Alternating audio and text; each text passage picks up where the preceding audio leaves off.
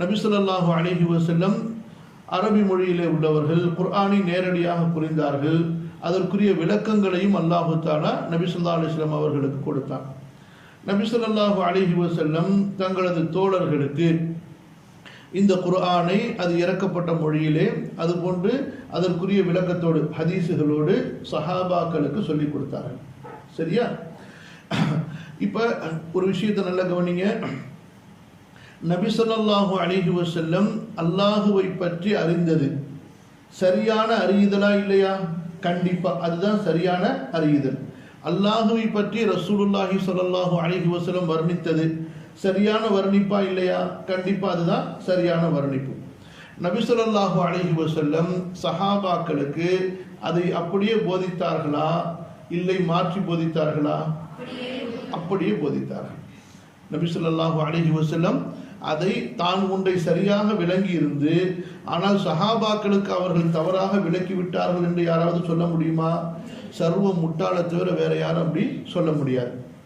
சரி, சஹாபாக்கள் நபி ஸல்லல்லாஹு அலைஹி வஸல்லம் அவர்களிடமிருந்து அல்லாஹுவை பற்றிய செய்தியை கேட்டார்கள் என்றால் அவங்க தப்பு தப்பா புரிஞ்சுக்கிட்டாங்க என்று யாராவது சொல்ல முடியுமா? அப்படி சொல்வது யதார்த்தத்துக்கு முற்றிலும் மாற்றமானது. ஏன்? அவர்கள் அந்த அரபு மொழியை அறிந்தவர்கள், ரசூலுல்லாஹோடு வாழக்கூடியவர்கள், அரபி மொழியை இலக்கண இலக்கியத்தோடு படித்தவர்கள் என்றால் தாய் வழியாகவே படித்தவர்கள். தனியாக போய் மதரசால அவங்க படிக்க வேண்டிய அவசியம் இல்லை. அந்த மாதிரியான ஒரு சங்க காலமாக, மொழியினுடைய ஒரு உயர்ந்த ஒரு காலமாக அந்த காலம் இருந்தது. அப்படியே அவர்களுக்கு புரியாமல் இருந்திருந்தால் கண்டிப்பா ரசூலுல்லாஹ்விடத்தில் விளக்கம் கேட்டிருப்பார்களா இல்லையா? விளக்கம் கேட்டிருப்பாங்க.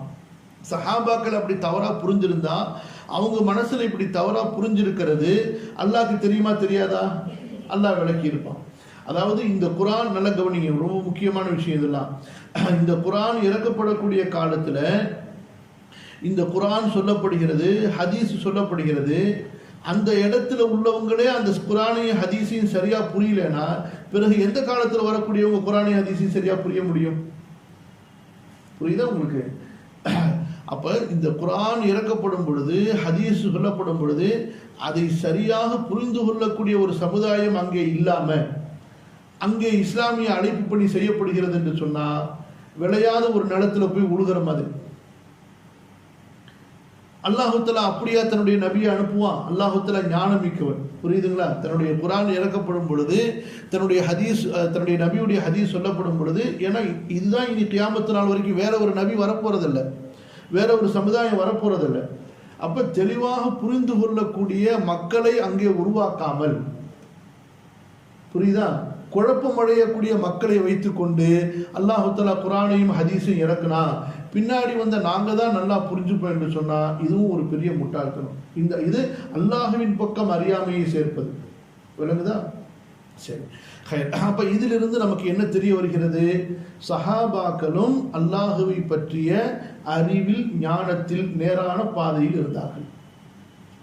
இப்ப நான் சொன்ன இந்த விஷயத்திலிருந்து என்ன முடிவுக்கு நம்ம வர்றோம்? சஹாபாக்களும் அல்லாஹுவை பற்றிய அறிவு ஞானத்திலே நேரான பாதையில் இருந்தார்கள். அல்லாஹுவை பற்றி அவர்கள் அறிந்ததில், புரிந்ததில் எந்த விதமான குழப்பமோ வழிகேடு இல்லை. சரி, இப்ப சஹாபாக்கள் அடுத்து தங்களுடைய மாணவர்கள் தாபிஈன்களுக்கு சொல்கிறார்கள், தாபிஈன்கள் அடுத்த கூட்டத்துக்கு சொல்கிறார்கள். சரியா? இதுதான் ரசூலுல்லாஹி ஸல்லல்லாஹு அலைஹி வஸல்லம் அவங்க சொல்லக்கூடிய ஹதீஸ்.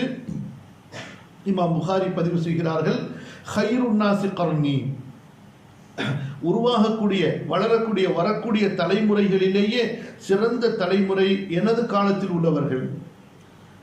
சும்மல்லதீன யலூனஹும், அடுத்து இவர்களுக்கு பின்னால் இவர்களை தொடர்ந்து அடுத்து வரக்கூடியவர்கள். சும்மல்லதீன யலூனஹும், அடுத்து இவர்களுக்கு அடுத்து வரக்கூடியவர்கள்.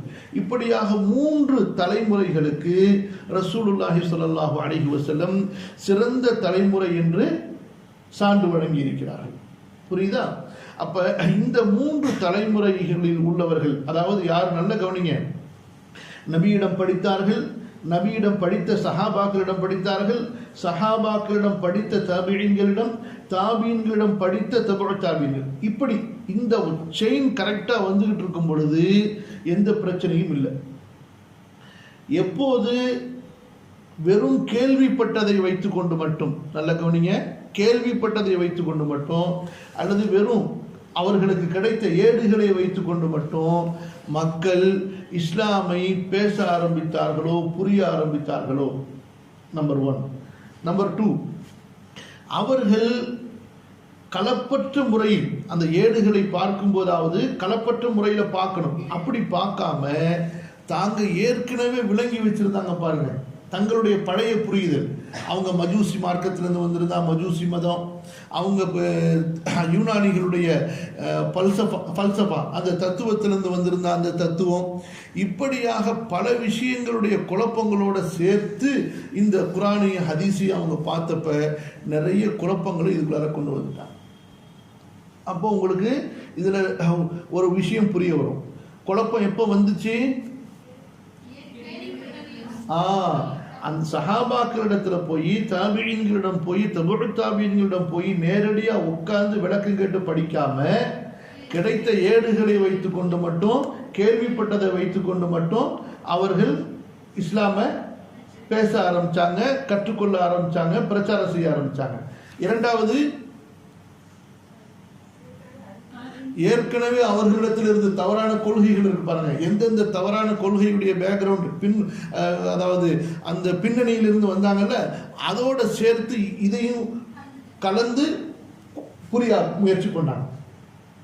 அப்படி முயற்சி செய்ய ஆரம்பிக்கும் போதுதான் அவர்களுக்கு ஒரே குழப்பம். இதுக்கு என்ன பதில், இதுக்கு என்ன பதில், இதை எப்படி விளங்குறது, இப்படின்னா அப்படியாச்சு, அப்படின்னா இப்படியாச்சுன்னு சொல்லி அவர்களுடைய மண்டைக்குள்ளாரையே போட்டு உழப்பி அதில் குழப்பம் வந்து அந்த குழப்பத்துக்கு அவங்களே பதில் சொல்லி, அந்த பதிலில் குழப்பம் வந்து அதுக்கு அவங்களே பதில் சொல்லி, இப்படியே முன்னுக்கு பின்னும் முரணாக ஆரம்பித்தாங்க. புரியுதா? அப்போ இதிலிருந்து நமக்கு என்ன தெரிய வருகிறது என்று சொன்னால், எப்போ குழப்பம் வருது, ஒன்று அந்த வழிமுறை வழியாக செயின் பை செயின். புரியுதா?